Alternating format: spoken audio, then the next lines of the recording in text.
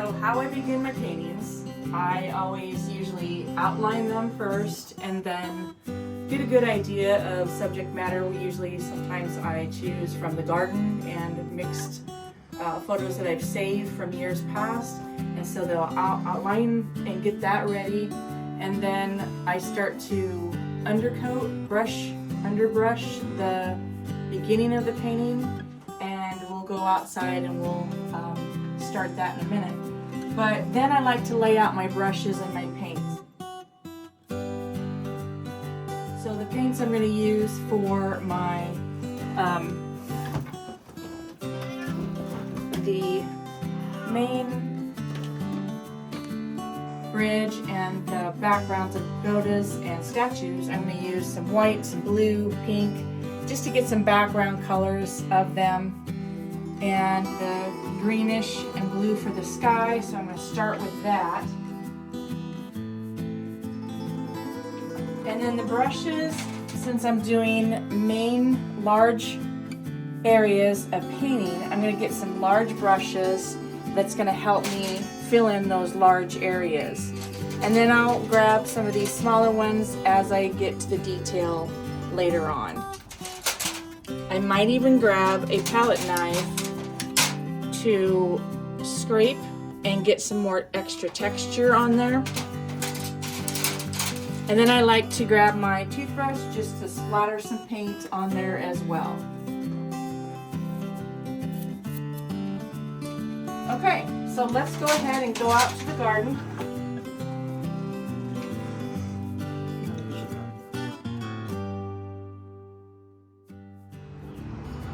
So my garden is my big inspiration for all of my paintings. And as you can see, it's all full and starting to bloom. So I'm going to bring my paints out and get set up here on the patio out here. And I get inspired with a lot of color, whether it's the greens or the pinks or the purples, all of it coming from my garden inspiration. So you can hear the birds and my waterfall is starting a little bit, but it's just a peaceful place to be as I just brush in some underpainting for this painting. It's going to have a bridge and pagodas and all. I like to add that. It's just a peaceful feeling.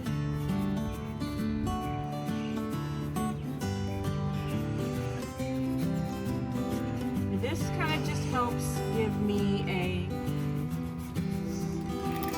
idea where things are going to be, the placement of things, but also gives the painting an underpainting where when I start adding more layers to it, it will come out more and look more 3D and give it more character.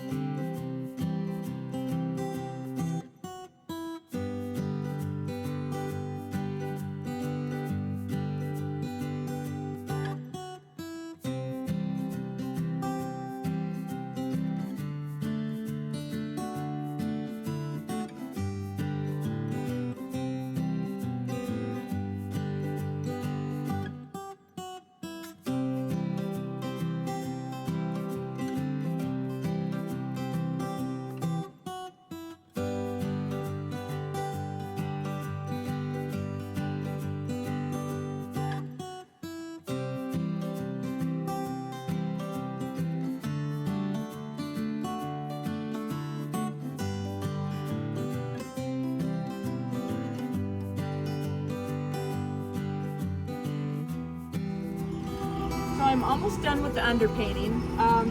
A lot of this represents evergreens or trees in the background with green leaves. This is going to represent a cherry blossom tree. Anything that's pink is cherry blossom colors. I have the water underpainted, so that's ready. The bridge already has its color and with the path, and then some lighter green down below in the foreground, and that's where I'm going to have grasses and tiny flowers and things like that. So I'm just brushing in more blue with white into the sky, just to kind of give it a little more color, a little more balance. I will probably be adding more white to this as I go and as I layer. So